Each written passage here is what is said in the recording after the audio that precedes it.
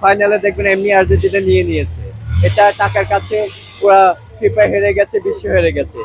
Argentina ফিফাকে কিনে ফেলেছে এবং ফিফা আর্জেন্টিনার দালাল, এবং সেটা ওই দিন প্রমাণিত হয়েছে যে মিশরের সাথে খেলা হয়েছে। মিশর প্রথম দিকে খুব ভালো খেলছিল, পরে পরে যখন হাফ টাইমের পর খেলছিল তখন সবাই শিওর হয়ে গেছে এখানে কোনো একটা চক্র আছে বা এখানে কোনো একটা দুনিয়া বের হয়েছে, এবং সেটা প্রমাণিত হয়েছে।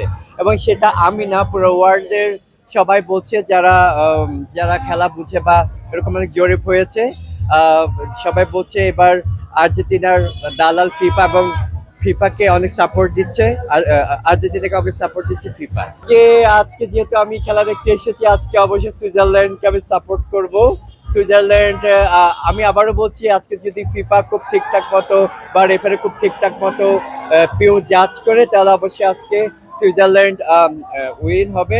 আর যদি ওই দিনের মতো যদি 2 নম্বরে হয়, তাহলে সুইজারল্যান্ড হয়তো বা আজকে উইন নাও হতে পারে। তবু আমি আশা রাখছি যে প্রতিদিনের মতো যেরকম পিওর জাজটা হচ্ছে, এরকম যদি জাজ হয়, তাহলে অবশ্যই আজকে সুইজারল্যান্ড জয়ী হবে।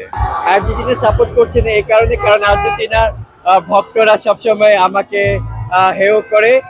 ধরেন যে আজকে যদি আর্জেন্টিনা এখানে নাও খেলতো, বা আর্জেন্টিনার বিপক্ষে যদি অন্য হতো, আমার প্রিয় দল, কোনো একটা প্রিয় দল ছিল, তাহলে আমিও ওই দলই নিতাম, কারণ আর্জেন্টিনাকে আমার ব্যক্তিগতভাবে পছন্দ না। আর মেসি তো দাদু হয়ে গেছে, গুরু হয়ে গেছে, এখন মেসিকে নিয়ে আর লাফালাফি করা যাবে না, এবং মেসিকে ছাড়া আর্জেন্টিনা অচল, কিন্তু আমরা নেইমারকে ছাড়া অচল না। হ্যাঁ, এবার যদি চোরামি না করে, গোশ না খেয়ে যদি ভালো কিছু একটা করতে পারে, তাহলে হবে।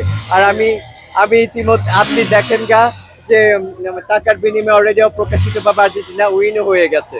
ফাইনালে দেখবেন এমনি আর্জেন্টিনা নিয়ে নিয়েছে। এটা টাকার কাছে পুরা ফিফা হেরে গেছে, বিশ্ব হেরে গেছে। ওই দিন মিশরও হেরে গেছে টাকার কাছে। দেশে দেশে সবার সাথে দ্য নিউজ।